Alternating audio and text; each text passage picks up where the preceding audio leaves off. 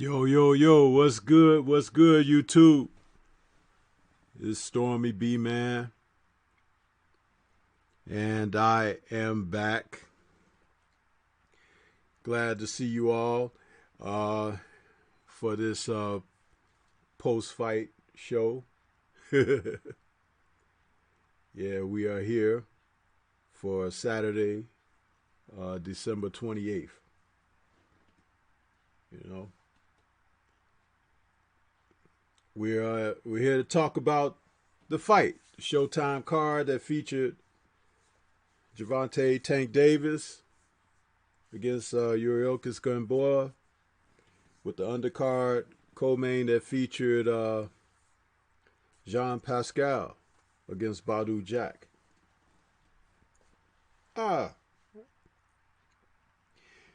Well, we thought that last week was the best that was going to happen toward the end of the year, but this card turned up something that we didn't expect. A little drama in both events, and for different reasons. Boy, boxing is truly the theater of the unexpected, isn't it? It's like you never know what you're going to get. You never know. But we got something good. We definitely did that. Want to say shout out to the LDBC. We've got a few people out there listening. A couple people in the chat. Denise Wars, she's out there. She says, I will be listening. Thank you, sister. Appreciate you. You usually are a supporter, and I appreciate your support. Kenneth Johnson is out there. He says, salute STORMYBMAN. And Hustler Slim, he's out there. He says, salute STORMYBMAN. What I saw, I thought Jack won. Yeah, you know, hey, when you let it go to the scorecards, man, when you're not able to put it in your own hands, you're subjected to be disappointed because you never know what these judges are looking at. You just never know. But one of the things I could say is that as I watched the fight and I was scoring, you know, my scorecard was quite interesting after I looked at it. But let's talk about Tank first, because his fight was the main event. He got a chance to profile in Atlanta, and it looked like they really sold out the arena. He had a lot of supporters there, a lot of people turning out to see the young brother Tank. So, hey, what can you say? He brought some butts to the seats. It's a lot of fighters that can't do what he did. You know, Tyrone is out there. He says, "Salute Stormy. Salute to you, Tyrone." I caught a little bit of you guys talking about the fight as well. Um, I was doing multitasking. I was listening a little bit of you guys watching the fight. I was judging, writing down my scorecards. I was a busy bee, stormy bee. Yeah. Boxing Conversations with Reggie Owens is out there. He says, "Salute my peoples." Salute to you, Reggie. How you doing, bro? Uh, Tyrone says, "Jack is a guy who could never get over the hump." And Iceberg Nerd is out there. He says, "Salutations. Salutations to you, Iceberg Nerd. Hope you enjoyed the fight."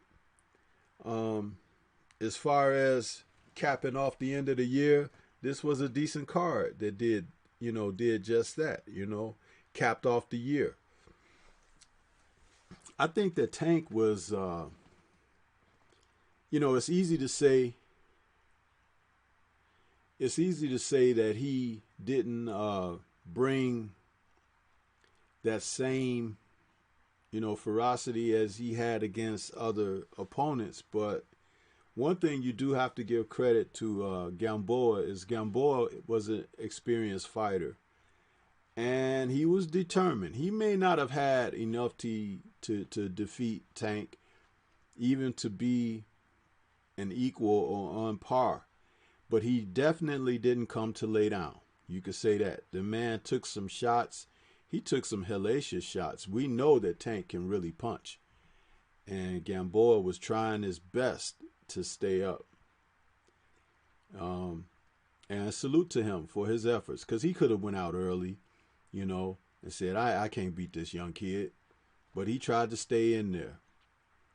And shout out to Tank Davis for recognizing that on the fly, because once he realized that he couldn't just clean Gamboa up like he wanted to, he took some time off in there. He didn't burn himself out so the guy could come back and have a miraculous comeback story, and he saved just enough in the tank to have something to get rid of him late, and that's admirable. It's for a young fighter such as he, it was the right move, and it was a great learning experience for him, and he'll get a chance to put those things on display going forward. We'll see what happens. We got Justin Taylor's in there. He says, "What's up, Stormy?" I see you, Justin Taylor. Smash the like button, people, as you come in. Appreciate you. Gamboa, I noticed that he was pushing his punches. The guy really should sit down somewhere. Some fighters, when they get shop worn, one of the terms that's used, shot is another. past their prime, you know, 1 foot in the grave, so forth, so on. So many derogatory terms used to describe fighters who are over the hill. Another derogatory term. He should go and sit down somewhere. He has been beaten up by young prodigies over the past few years, and that's not a good look for him. You know, he's been in some good fights, and he's had some great scraps, but he's past it now, and he can get hurt. Funny how Jack Reese, when I saw him in the ring before the fighters' introductions, I was like, oh, here we go. I don't like that referee. Can't stand the dude. You know, some of you all may not feel the same, but I feel like he's always trying to impose himself on the fight. Even when the fight was over and the cameraman had the camera on Tank, you know, showing his shirt, he was over there with his cornerman and his daughter, and they put his belt on. Here comes Jack Reese pushing the camera, walking in front of the camera. Walk behind the goddamn camera, Jack Reese. Why you gotta still get your face in front of the damn camera? I can't stand that dude, man. I wish a punch slips past a fighter and hits him right on his fucking chin and knocks him out, and they gotta drag him out and bring a new referee in. Damn, I can't stand that dude. Iceberg Nerd says, Gamboa was having shoe problems. Tank seemed to take him lightly, but I like that he was able to flip the switch in the 12th. He may be the best finisher outside of Wilder. Whoa, Iceberg Nerd, hold your horses there, bro. There's some other pretty good finishers out there. How about the Charlo brothers? Huh? Both of them. How about Bitter Beef? Huh? He's a hell of a finisher. Huh? How about your boy Earl Spence? Huh? Bud Crawford? Devin Haney. There's some good finishers out there, bro. So don't just jump Tank ahead of the line and put him right behind Wilder, you know. But he's a pretty decent finisher. I like to see him in supreme shape fighting people, because I don't think we've seen that yet.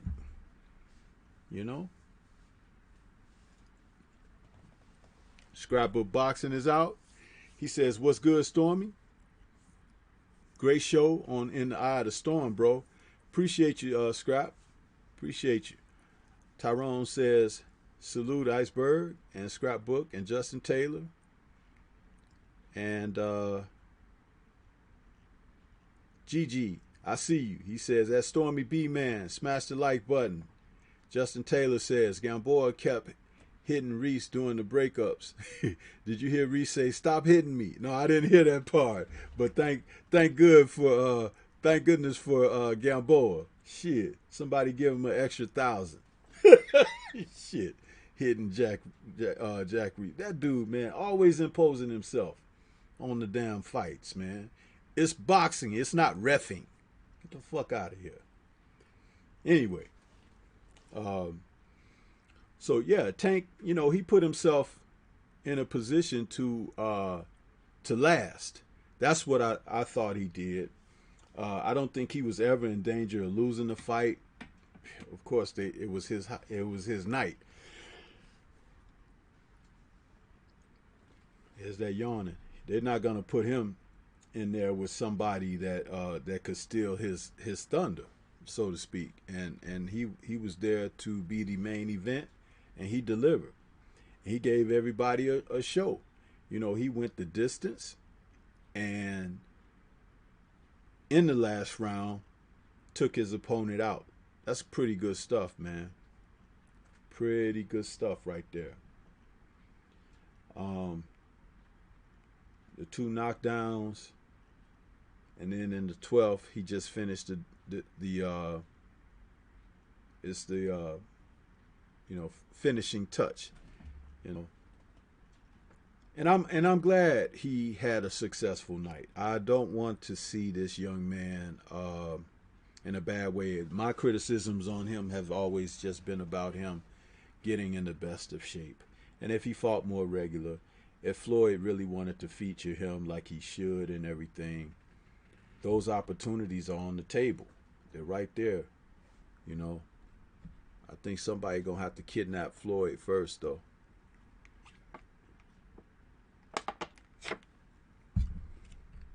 Yeah.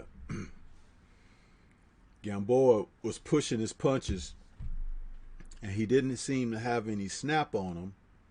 But late in the fight, because he was allowed to remain, he started putting some punches together, and I was like, oh. But never fear, you know, Super Tank is here. He started hitting him with some devastating uppercuts and made Gamboa remember his mortality. Shit. He really did, you know. He made that man realize that, oh, I'm the dance partner, you know, not the lead, you know. Tyrone's repeating me. He said it's boxing, not reffing, and he's laughing. Yeah, man. Jack Reese always imposing himself in fights, man. It's almost like, and they said, I heard they said this was his 766th fight. I'm like, who giving him all these damn fights? I know. Can they find another referee? Shit. Gil Cole says, salute Stormy. I picked Pascal and Gamboa. So let me get a steak and cheese with a small side of crow. Nah, man, Gil Coles, we not doing the crow thing over here right now. These were some good fights to close the year out, you know. And I'll get to that Pascal fight because that was the fight of the night. But just, you know, discussing Tank and what the possibilities are on the horizon for him in the future. You know, Haney and Teofimo and Lomachenko, there's some names out there, you know. And he's even called out Taylor, Josh Taylor himself. So he may have his eyes on that guy. And knowing Floyd, that might be a direction that they try to go in. I mean, he came in rehydrated at, what, 146? So that 140 is just around the corner, you know. Justin Taylor says Gamboa may not have had snap on his punches, but he sure had some snaps on them boots.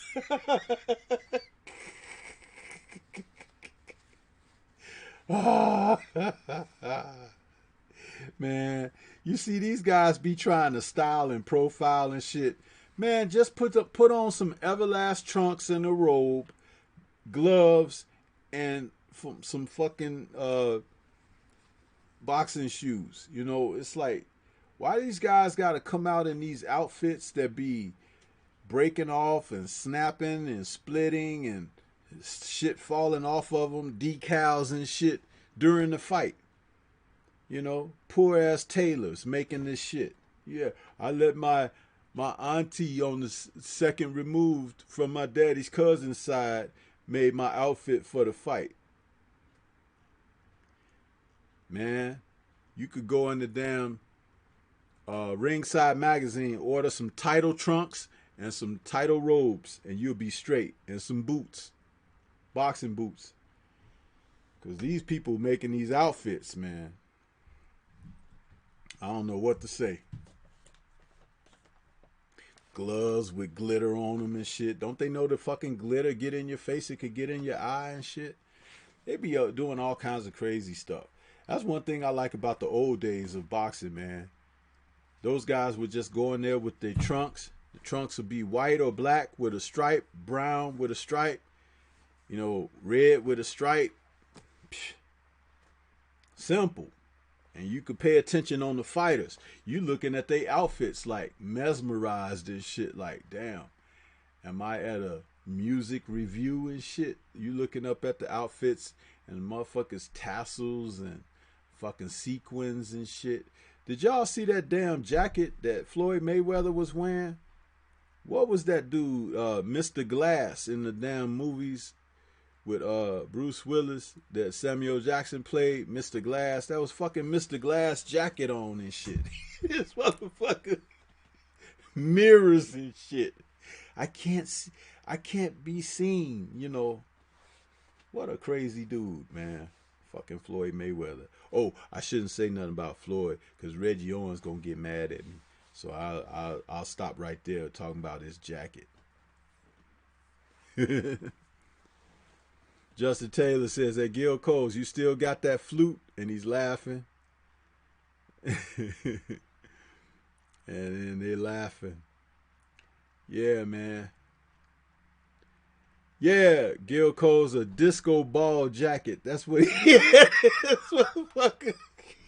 Studio 54 and shit. Walking up in the motherfucker, man. He should have saved that shit for New Year's. Motherfuckers would have probably been setting off fireworks around his ass. Hey, the New Year ball is on the ground. And you know his head shiny as fuck. So that's, you know. But here I go again talking about your boy Reggie. I'm sorry. But he came out there. He put on that glitter ass, reflective ass jacket, but it was Tank's night. You see what I'm saying? He just a fucking, man, he a diva, man. The dude just can't help himself. He gotta be seen even when it's his fighter's show, man. Really. Why didn't he just come out with a suit and tie on and be like, this my guy, you know? Oh, he got to come out there. And I ain't see his foot attire, but I'm sure he probably had on some of them damn riding boots or something like a jockey again. You know. Skinny pants and shit. But I digress. Okay, we supposed to be talking about Tank. I told you, Reggie, it's hard, man. It's hard to stay off your boy.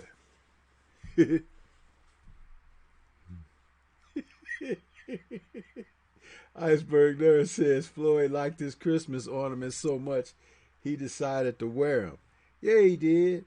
And the neighbors and everyone he saw as he drove down the street, it had magnets on them. It was just sticking to him like Iron Man and shit. That tink, tink, tink, tink, tink, tink, tink. He was doing the suit up and shit. The fuck out of here, man. I'll be glad when that dude gone somewhere, man. Because he gonna hang around, man. Like a damn, that last mosquito in the summertime when you doing your final season barbecue and shit. Gotta get that motherfucker. But I digressed again. I noticed that at one point in the fight, Tank went to his shotgun jab, which was interesting and effective. I want to see more of that. I want to see much more of that. And I want to see more of him punching in combinations because he's got fast hands and he's got quick reflexes. So to put his shots together in full combinations, he could be much more effective. But that shotgun jab he was using at certain moments of the fight, very effective, had power on it. I like that. I like that. He was doing the thing when he resorted to that. You know, his uppercut is devastating. He's probably on par with your boy Anthony Joshua with the uppercut. I mean, he couldn't miss when he threw that at Gamboa. Or Gamboa couldn't get out the way. A combination of both. So, you know, if he's going to fight Devin Haney, he's going to have to use more of his boxing skills. I think that's important that he start, you know, working on that with whoever his next opponent is. I'm not saying he can't box. I'm saying he should box more and keep some of that power in reserve and put it on somebody when he's trying to end a fight and things like that. That's more veteran like. And I know he's young, but he's young in fights, but not in age. I think Tank is now what, 26 years old or something. So he could start stepping that up. That aspect of his game, start stepping that up. Justin Taylor, he's still talking about Floyd. Okay. Alex Santos, salute Alex. I see you out there, bro. He says, good fight. Props to the one-leg 38-year-old Gamboa for holding it down. I hope Tank can concentrate and stay disciplined. If he stays active, Alex, that would help him tremendously. So that's what he should do. Yeah, Alex, he said he's 25. Yeah, I thought he was 25 or 26, And he says, oh, and fuck Jack Reese. My man, Alex, that's why I just give you that wrench, Fuck Jack Reese. That's right. Get rid of him. Get rid of him. But, yeah, Gamboa should sit down somewhere now. He doesn't look like a 38-year-old dude. Excuse me. He's in good shape, but he just can't take punches. His punch resistance is not where it needs to be in the sport, and he should consider maybe working with people in the gym as some capacity or something like that. But he shouldn't allow these young men to be beating on him like that, because it'll show a few years from now, the damage. And I don't want to see that happen to anybody, I would like him to live a decent quality of life, But man, as we wrap it up about Tank, I think that it was a great night for him. Great display of what he's capable of, both in the ring as well as how he can bring bodies to the arena. People like the guy, and he's part of this new age of social media people and everything. So he has that attachment, and it's easy for them to make these fights with him. And that's you have to cash in. But I don't think he could cash in as much as he's capable of cashing in if he stays with the money team, because Floyd ain't looking to really put him out there like that. L-File Player, what's good with you, bro? I see you out there. He says, Big Storm. Yes, sir.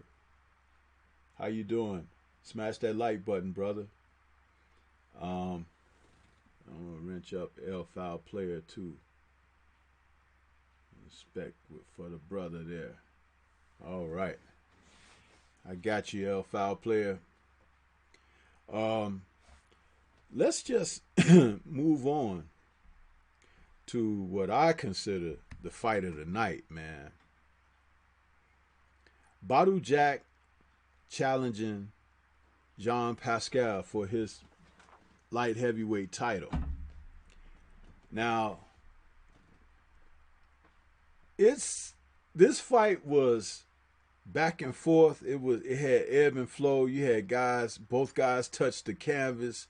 Man, it could have been the main event, right? But if you have made it as the main event, you may not have got the type of action you got. But these two guys fought like, somebody was promised a little something extra on the plate, Great scrap up with these guys. I I sat there and scored the fight as I was watching it. Actually, all of the fights that I saw on the Showtime pre-air show, as well as the two events that they showed us. That Uzgatiki and Thompson fight. I watched that. I started off scoring it, and I was like, these two dudes, man. I didn't enjoy that fight. So I stopped scoring it after 2 rounds. I watched it. I was sitting there in my chair nodding and stuff. I was glad it was over because I just didn't, I couldn't get into him.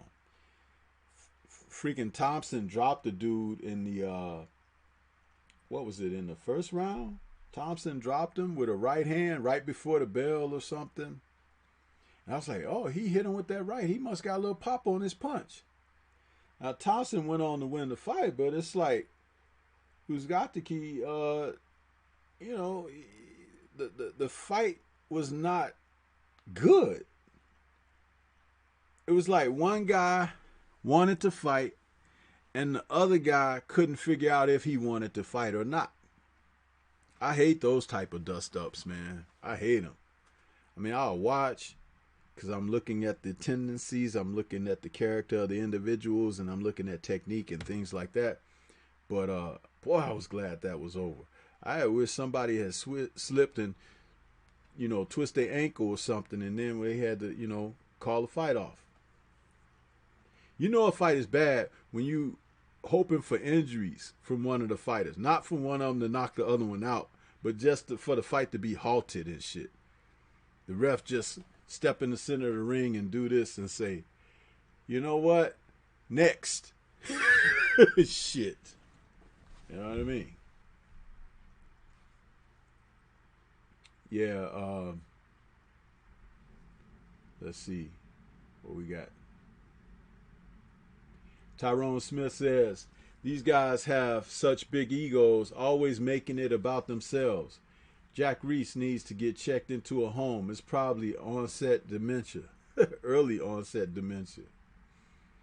And Alex Santos says, since the Fury versus Wilder fight, Jack Reese been on a power trip. And El Foul Player says, Tyrone, my young broskies, and Alex Santos, the Eskimo Bros, laugh out loud. And Alex says, indeed, good fight props to both fighters. Sir Ken is out there. He says, salute STORMYBMAN. Salute to the wrenches and salute to the chats. Smash the like button. Yes, sir. Thank you for that. And Kenneth Johnson says, why can't Jack get a decision to go his way, Stormy? You know why? Because he has a shit trainer. Now, at one time in his life and his career, Lou Dalval was a good fighter. But as a trainer, I said when he fought what was my man Marcus Brown with the cut, Badu Jack's corner should have stopped that fight. Shouldn't have let him just go the distance. I mean, it was a severe cut. It wasn't like he got beat up, but he took a beating while bleeding. So that was dumb because he still took a L. You understand? He could have had the L without the punishment. But that's another story. But that's why Badu Jack fights like a guy holding back. You understand? He's holding back. If he was sparring with Clarissa Shields, he'd be holding back, not trying to hurt her. He was holding back. I don't know why. When Pascal was trying to take his head off the first 4 or 5 rounds, and my goodness, has this been the best that John Pascal looked? Pascal looked good in this fight, man. He looked very good. He was focused. His hand speed was good. I mean, Badu Jack's hand speed is not all that fast, but he was very effective. His jab, man, you could hear his jab popping and snapping. His punches to the body had pop. He was doing good work, Pascal. And I think he slowed down in the later rounds because he was going so hard early, and that gave Jack a chance to get back in the fight. But I don't think that Jack recognized the urgency. So even when he got the knockdown against PASCAL, I noticed he was doing a terrible thing. He was smothering his own work. It's like you could have had the guy even more so than you did, but Badou Jack got too close to the guy. It's like you shake him and you get in and you're not doing anything, and he gets the chance to grab you and hug you and try to survive and everything. And since you're not working on the inside, what are you doing? You're smothering your work. You have to keep the fighter that you got hurt at a certain distance so you can look at him. You could give him the look over and see what you need to do to go after him. Not just rush in there and allow him to grab and bear hug you and damn near pull you to the canvas and all of that and squeeze you tight like you his newest girlfriend till the ref come and break him. It's like you're wasting time. So he fought with no urgency. I didn't like it. I didn't like it, man.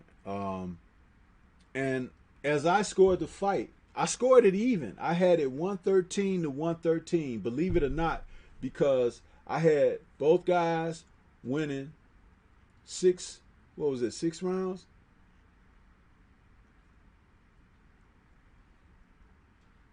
No, I'm looking at my wrong scorecard. 1, 2, 3, 4, 5.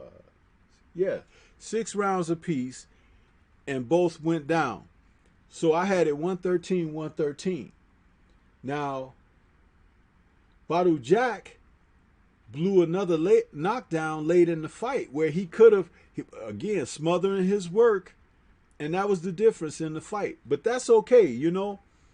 Some guys are regulated to being second, and he fights like that. If he had pressed the fight, he wasn't the champ anymore. You see, there was a time he was a champ, but he wasn't a champ on this night. And if you looked at how PASCAL came out, Jean Pascal came out putting it on his ass. Huh? And he came out like, I'm the champ. I was like, where'd this kid get this rejuvenation from? Because he's fighting his ass off tonight. You know, I was texting some of the brothers behind the scene. I was like, man, you know, Pascal came to fight tonight. I don't think I ever saw him look that good. He just ran a little bit out of gas at the end of the fight there. You know, Tyrone says, Stormy, you killing me. You said you were nodding, watching the Thompson Jose fight. Yeah, man, I was nodding, man. Sitting up in my easy chair.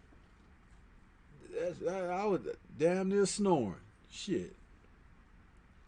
El File Prayer says, yeah, right. Alex Santos says, it feels Bugastiki deteriorated after the Plant fight. Well, you know what happens? When guys get defeated and they don't get back on that winning track because they don't really make adjustments, they just keep coming back like they were. You know, that's what happens to these fighters like that. And then they become regulated to being journeymen because they don't have a winning mentality. That doesn't mean they want to go in there and lose, but they haven't made the proper adjustments to go out there to become a winner and put themselves in a place for being a winner. Did you see him, Uzatiki, get knocked down in that first round? That guy hit him on the chin. That guy was supposed to finish him off in the next couple of rounds. But it was a flash knockdown because the guy just threw a punch. He didn't even put everything on it. The shot was just a basic 1-2. In the 2, he didn't drive through on it. He just hit him on the button, and the guy went down. Imagine if he had driven through with bad intentions. You know, Uzgatiki would have been in much worse shape. And that's the thing, you know.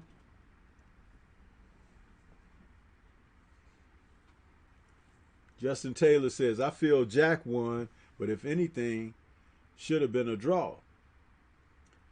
He just continues to start slow. Same thing against Adonis Stevenson. And hey, Justin Taylor, you right.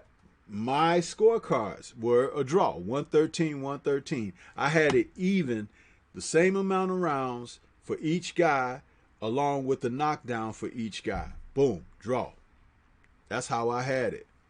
And I'm not proud of the scorecard. I was actually, as I was counting, STORMYBMAN, I'm smart. I can talk and everything.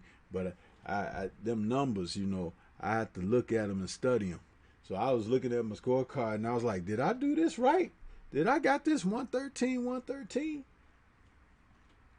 It was like, the knockdowns made it an even match because Pascal started so strong and Jack won the rounds where he faded late.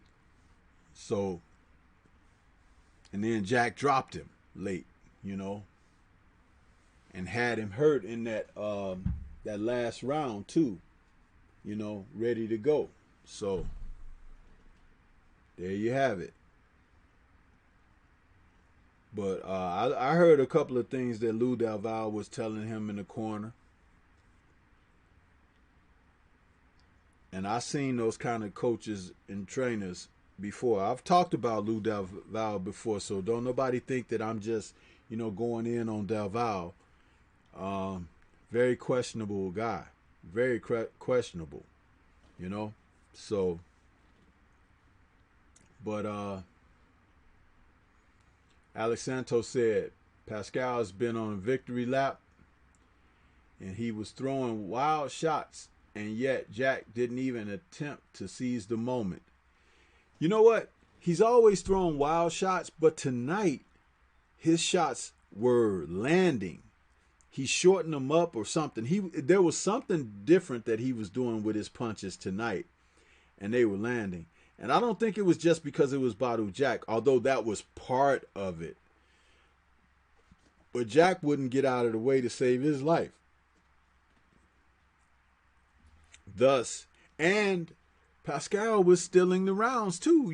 At the end of the round, he was putting in that work, that 10-second bell or that 10-second snap, to the end of the round. He knew where he was in the fight at all times. And that's ring IQ, man. It's nice to see a guy of his age, as far as being in the sport, utilize that to his own advantage. We talk about ring IQ all the time. And Pascal was working it tonight, man. I'm telling you. He was on it. He was in great shape, too, because he took some good body shots from Badou Jack. And it looked very shaky for him at some moments. But he got his second win, and he came right back. So I liked what I saw from Pascal tonight. If he can continue to fight those guys at that level and that age, he'll be all right. But he better stay away from Bitterbeev or Beterbiev, whatever his name is, whatever day of the week it is, because that man will take his soul.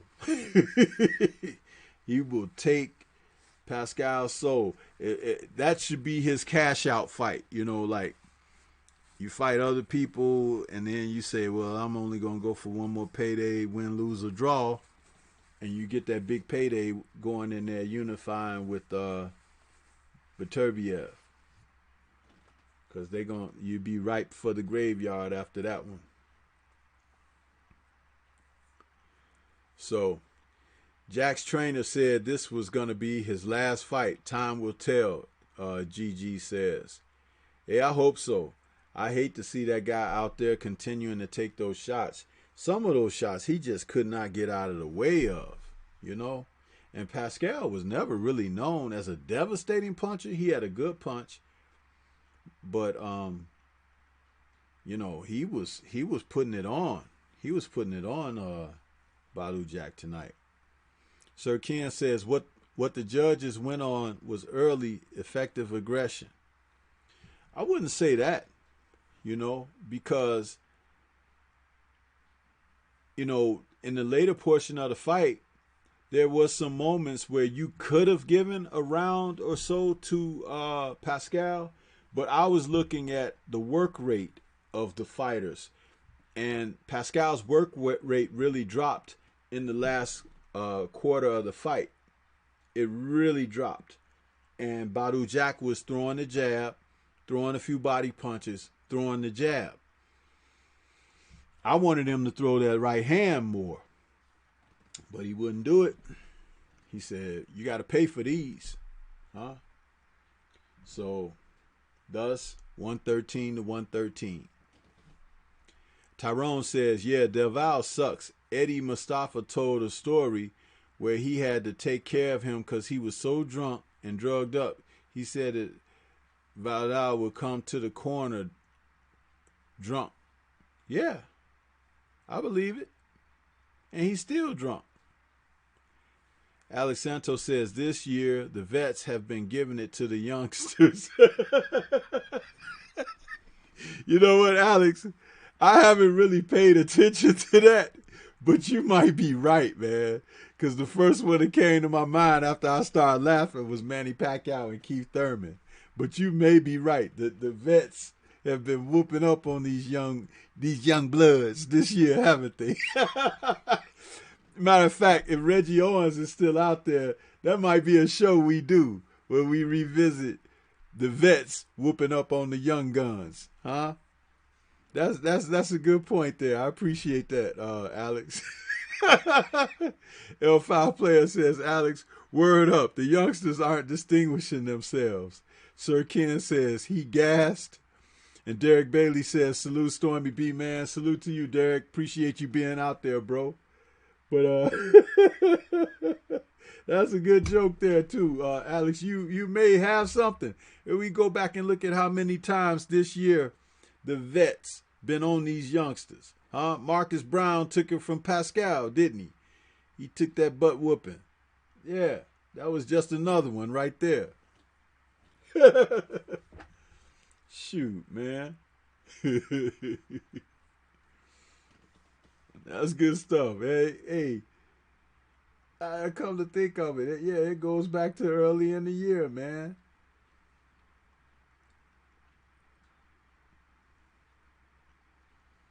Man, he put that together.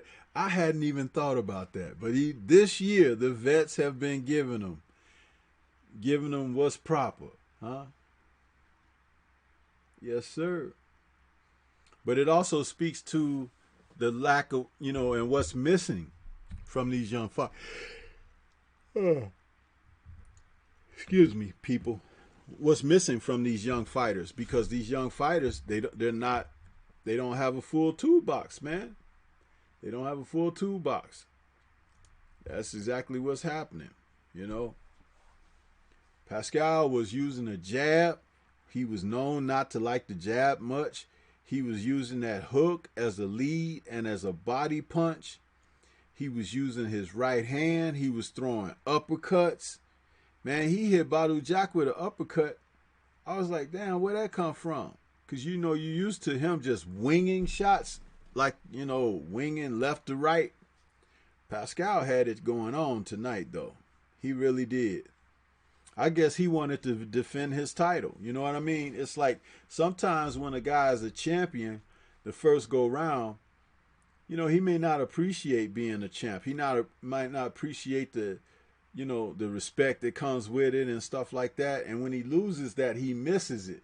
So a guy like Pascal, he wins the title again, and he's like, "Hey, I'm the man," And he came out and fought like it. Marlon So Icy Sim says, "Salute Stormy and everyone in the chat. I'm calling it a night." Hey, Marlon, appreciate you stopping by. If you haven't hit that like button, please smash the like button. But appreciate you stopping by as well, man. Have a good night. Tyrone says that Derek Bailey, salute. Man, this, because the fights kind of, they didn't end early tonight, they kind of went the distances and stuff like that. Man, I'm tired, man. And it may not just be from the fights. It may be from, we've had a lot of fights this year. this has been a year where I think I watched more boxing in 1 year. Because, sometimes I watch just who I want to watch or whatever. But because of doing the content for the channel and stuff, I've watched a lot more fights. So I'm dragging across the finish line. When I pop one for the new year, it's gonna be a break.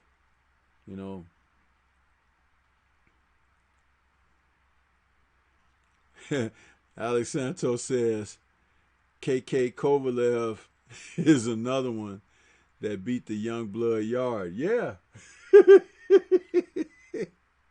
Man, Alex Santos is sitting up there with a hit list. He done went through the fights of the year where the old pappies has been smacking up the young bloods.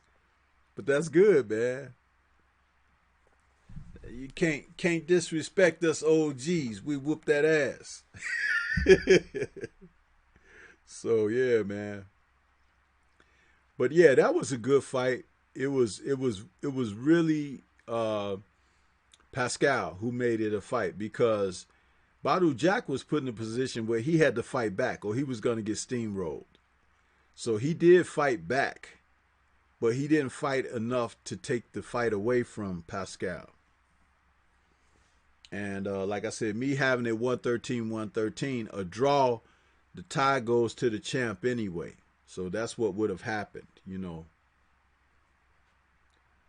Gigi says, Stormy B-Man, I meant Del Val's last fight as a trainer for Jack could be the best of what's left of Jack's career. You know what? Jack could have fought better with a better cornerman.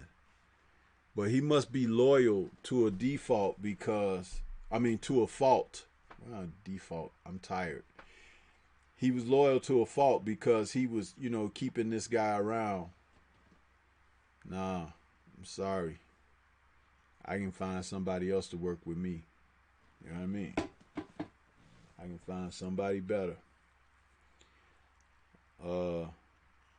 Alex Santos says 2019 was the year of the upsets. Marinating gone wrong. Cherry picks gone wrong too, Alex. And fighters getting exposed. Yeah, that's true.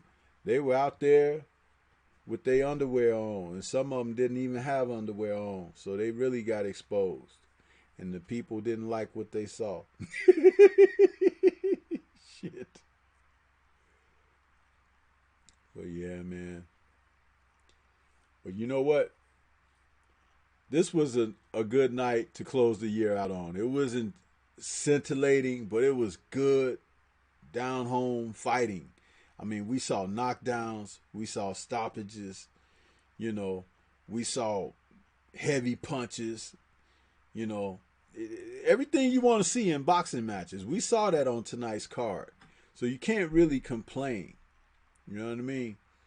So if this is how the year ends with the sport of boxing, I'm okay with that. I'm okay. And last week we had the great match between Harrison and Charlo. Another good fight. So just enjoy it. Just enjoy it. Boxing is in good shape right now, and maybe next year we'll see some good fights to start the year off, and keep it rolling. Just keep it rolling. So, but yeah, man, I think that's gonna be it for me for the night. Stormy B-Man is a little tired, a little subdued. I was on a high energy level earlier because I was so excited about some things, and then somebody also had to come around and put me in a different frame of mind. I don't like being in that frame of mind because some people misunderstand and underestimate the fire that's stoked within one's belly, especially when you know shit about them. But that's okay. You know what I mean? I'm going to try to keep my head like it was earlier today and not worry about that. But that's all I'm going to say. But you guys have a wonderful night. Have a happy and safe new year. And Stormy going to catch you on the other side of the year, and we'll look forward to some wonderful things coming up in 2020. All right, so I'm gonna say peace out to you guys for now. Shout out to the LDBC. Thanks for everybody who stopped by the channel to listen to me talk this evening. This has been another post-fight show.